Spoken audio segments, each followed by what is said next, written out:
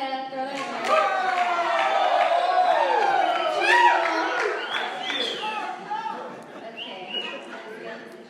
Anyway, I wore my Girls Rule shirt because I'm the only girl who's speaking in this series. I'm like, hey, hashtag the future is female. Okay, sorry for that. Okay, so I'm very excited to be in the house of God with you guys and to just share a little bit about what I feel the Lord wanted to speak today. And I'm just so thankful for my family that's here, my friends. I love them. Oh my gosh, I love them so much. Okay, so I have entitled this message, Never Gonna Stop Singing. And worship is something so near and dear to my heart. And I know we're all called to worship. Each of us has been literally created and formed by God to worship Him. And each of us has a song within us. Every season, through every storm, victory, valley, God has birthed songs within us. And I just feel compelled to share a little bit about my story because I know that this is a new church for me and not a lot of you guys know my story. So I was raised in church my entire life. My parents met in church. They got married when my mom was 18 years old. They raised me and my sisters to love God, to be devoted to Jesus. And we did. My parents, well, I've been singing forever, since I could talk. My parents, I think if any of you guys went to my wedding, I showed a video of me and my dad singing when I was in the bathtub, and I would sing for Candy. I just love to sing, but what's awesome is that my parents caught that I love to sing, and they totally groomed that gift. And they said, hey, this is something that I think God could use in the future. So they invested. They took me and my sisters to singing classes and musicals and all these different things that catered to what they believed that they saw that was like, okay, God can use this. So encouragement to parents. You see your kid doing something special, whatever it is, painting, dancing, singing, whatever it may be, cater to that because God can use it somehow. So my earliest encounter of where I felt like worship really did something for me was when I would be scared when I was little and I'd have a bad dream and I'd knock on my parents' door and say, Mom, I had a bad dream. And she'd welcome me into their bed and I would squeeze right in between them and she would pray over me and then she would just start to sing worship music. She would start to sing a worship song and then she would say, okay, now you sing it. You sing the song now because there's something that happens when you start to fight your own battle. And so I just would start to sing and automatically I would feel like I felt peace and I could finally go to sleep. So that's the first memory that I felt wow, God, worship does something. It's powerful. It moves me. It's a weapon. I could use it. And it started to stir something in my heart. And I always loved to worship God, loved to sing. And so when I was in 8th grade, Taylor Swift was the girl. So I wanted to be like her. And I got myself a guitar. And I learned how to play the guitar. And I said, okay, I'm going to join my school worship team. I went to Calvary Chapel. And I started to be on the worship team there. And then at church, I was in my youth worship team. And I was a 16-year-old girl trying to run things, thinking I knew what I was doing. I did not know what I was doing at all. And I found a place where I loved to be. I found a place where I knew God could use me. And I loved being in God's presence. I loved singing about His goodness and declaring over people things that they couldn't put into words. Do you ever see or sing this worship song and you're like, wow, yes, that's exactly what I'm trying to say, but I didn't have the words.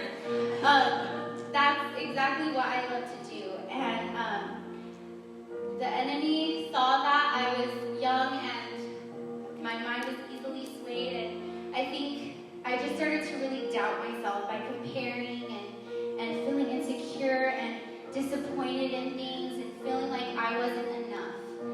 And I went through this huge identity crisis of who am I? I don't know what I'm meant to do in life. I don't know if I want to even do this whole worship thing anymore.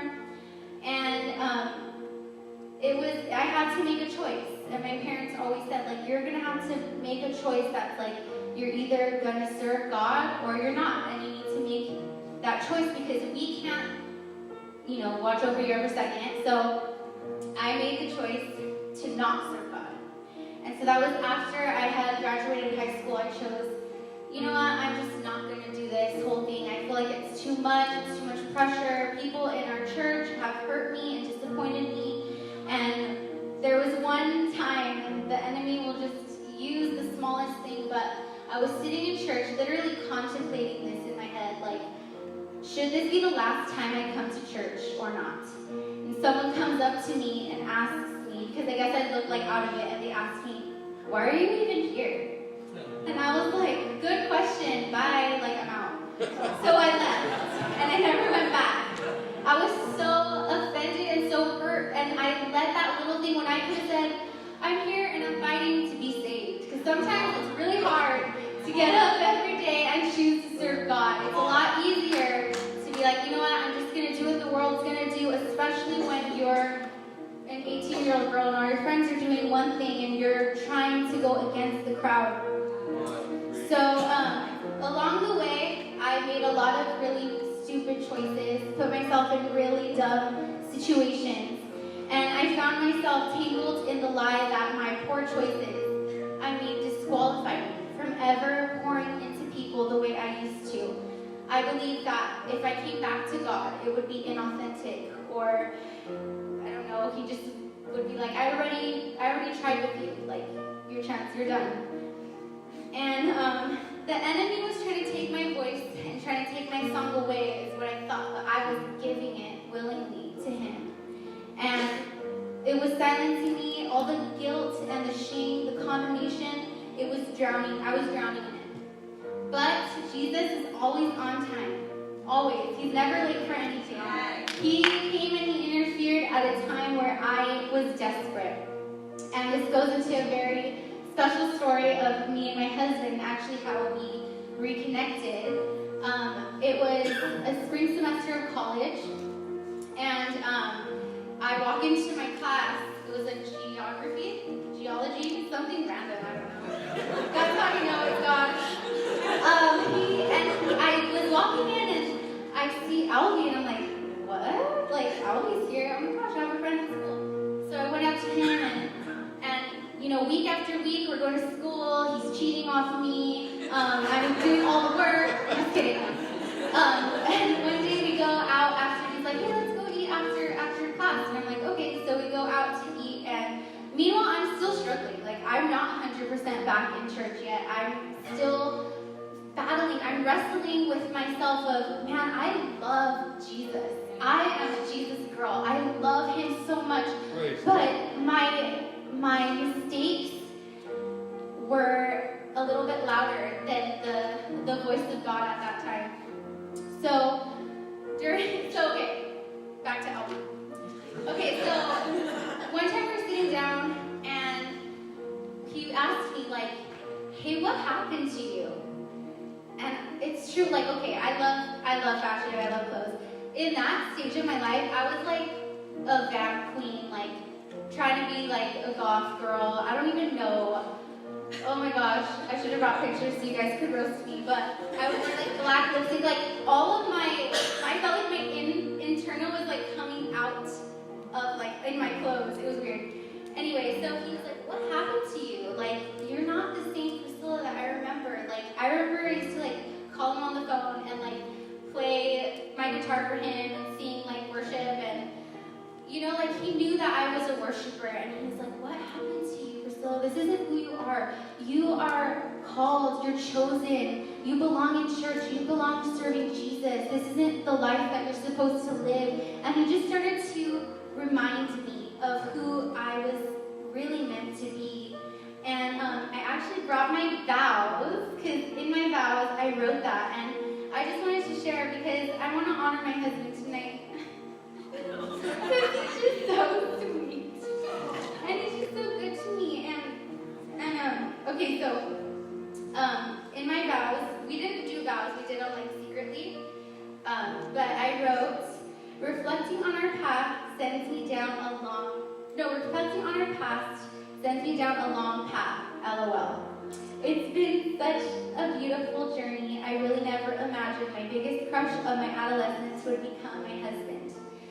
A little wish a young girl made became my reality. At the start of us, I had no idea what I was doing. I didn't even know who I was or where I was headed. I was so lost and so broken, and you came along at a time where I needed a friend. You were kind and you listened, and you were an avenue to my healing. I know in our marriage that's one thing. Well, one of many things I can be assured of, that I'll always have a friend in you, but most importantly, you'll always be that avenue and be the person who will point me back to Jesus. You reminded me back then, and I know you will continue to remind me of who Jesus says I am. And so, I just want to encourage ladies who are trying to find a guy who points you to Jesus, who reminds you of that. And guys, be that for a woman who needs that. Like, women need affirmation sometimes. I need to be reminded, and vice versa. Anyway, I don't know how that fit in. I really love you. Okay, so anyway, back to the story.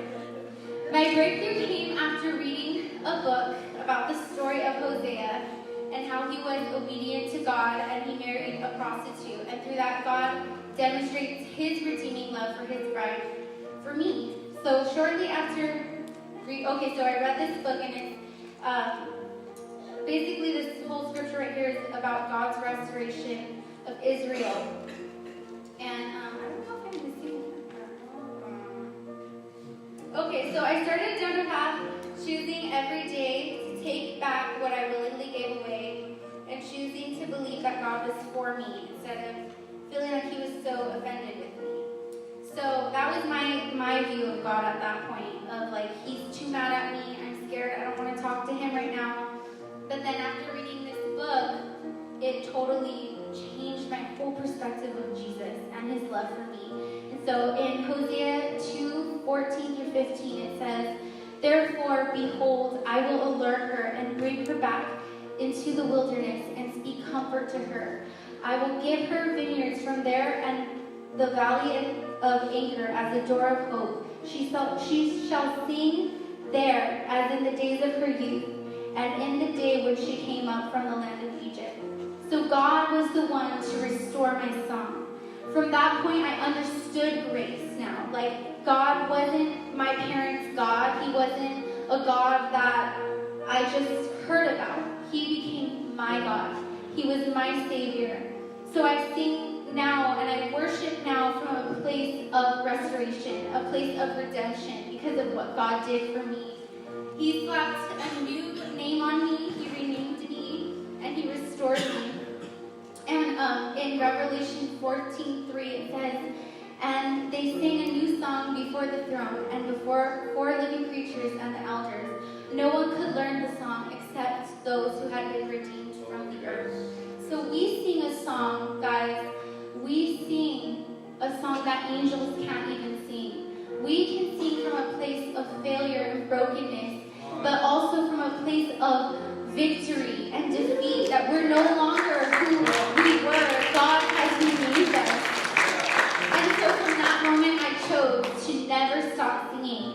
In the valley, when I'm desperate and I'm like at the end of my rope, and I'm like, God, all I have left, all I know how to do in this moment is to sing. Or if I'm seeing God's goodness and his faithfulness, and I'm like, God, you're good. Oh my gosh, you have done it all. So we weren't created to stay stuck in our failure or in our guilt. We were created to worship God. Your song is only it's just an acknowledgement of who he is to you and what he's done. It's a manifestation of your love and your devotion for Jesus and who he is to you. It's a weapon. And so my failures and my wrong decisions couldn't stop my song, even if I tried. Your failures can't stop or quiet the song within you. So maybe you're feeling unworthy tonight and you feel like your choices and your sin has become your identity. It's become who you are. I'm this person. I'm just the liar of the group. Everybody knows, I know, I'm like the jiva, You're not. You're who God says you are. And I love this scripture so much. It's Romans 5:8, and it says, "But God demonstrates his own love for us in this. While we were still sinners, Christ died for us." And I love the Message translation. It says, "Christ arrived right on time to make this happen. He didn't and doesn't wait for us to get ready. He presented himself for this sacrificial death when we were far too weak and rebellious to do anything to get ourselves ready. And even if we hadn't been so weak, we wouldn't have known what to do anyway. We can understand someone worth dying for, and we can understand how someone good and noble could inspire us to selfless sacrifice. But God put his love on the line for us by offering his son in sacrificial death while we were of no use to him. God isn't waiting for you to have it all figured out. Okay, mom, or new dad, or you just started a new job, or you're in a new relationship, whatever the case may be, he's not waiting for you to have it all figured out. God delights in our mess. He knows how to clean it up. He has all the tools to clean up our mess. And being worthy and being perfect isn't a requirement. It's not a prerequisite to stand before him and love him. Because I know so often some people will say, well, I just don't feel worthy enough to worship God, like to stand in his presence and to worship him. But you are so worthy of that because he is worthy. And your choices don't disqualify you for still giving God the praise and the honor that he deserves. So it just takes one step of faith to encounter Jesus and let him be the one to renew you and to redeem you. Let him take control of your situation. Worship and praise God until you see your breakthrough, until you see that family member get saved, until you see your prodigal son or daughter return, until you see that sickness healed in your body. So tonight you may need to contend in worship to declare truth over those lies that the enemy is telling you. Or maybe you need to contend for freedom to worship. Because some of us sometimes feel so bound and so condemned that you can't even worship. You can't even lift your hands as an expression. And that's not what worship is. I don't want to confuse it too, because it's not just lifting your hands and saying, oh, this is my part in the song. Yes, Jesus.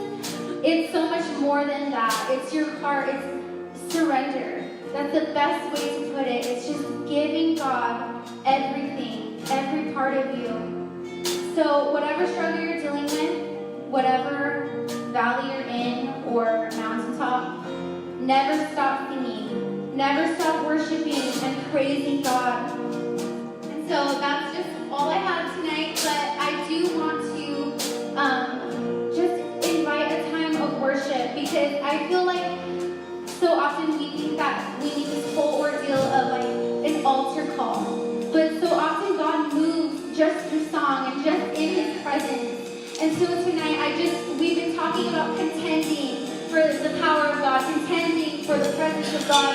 Well, he's here. And so I'm inviting you guys to contend for your situation, for your breakthrough. Contend in your worship. So we're just going to worship, because that's all we know how to do. That's all we can do. So we're going to believe tonight. We're going to believe that our breakthrough is going to happen, that it's going to come through our praise and through our worship, and simply by loving Jesus.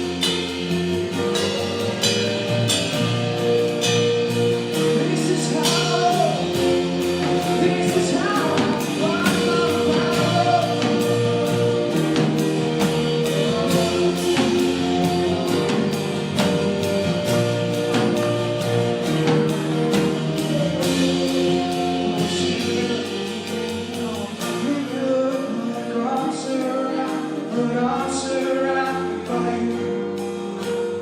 It may look like I'm surrounded, but I'm surrounded by you. It may look like I'm surrounded, but I'm surrounded by you. It may look like I'm surrounded, but I'm surrounded by you. Come on, sing it.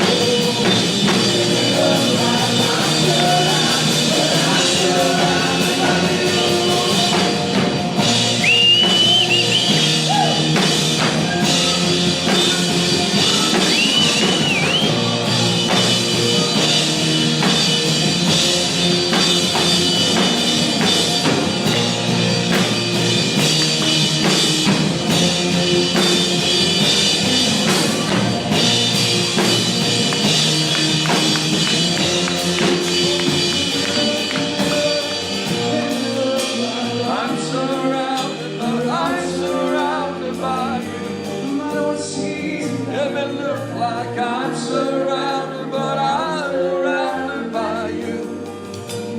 It may look like I'm surrounded, but I'm surrounded by you. It may look like I'm surrounded, but I'm surrounded by you.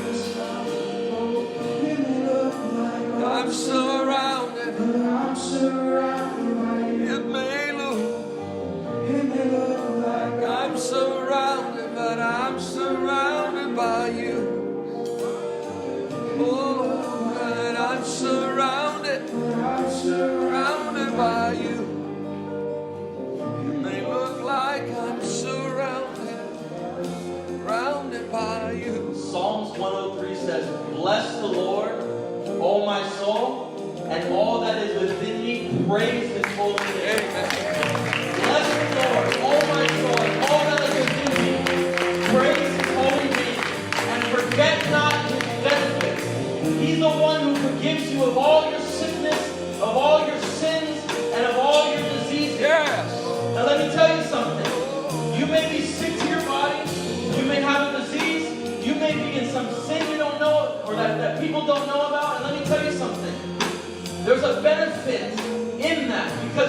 never have moments like this again, where you can worship God in the circumstance, where you can worship God in the failure, where you can lift God up while you're hanging by the thread. So in every season of our life, right now, say, bless the Lord, oh my soul. Say that with me today.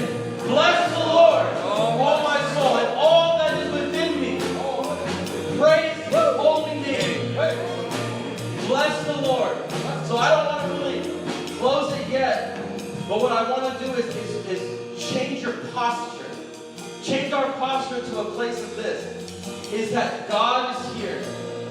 And my circumstance may be present with me, but that doesn't change the fact that He's still here. My circumstance may be right beside me, but He's right in front of me. And if He's right in front of me, He's going to be praised with my circumstance right next to me.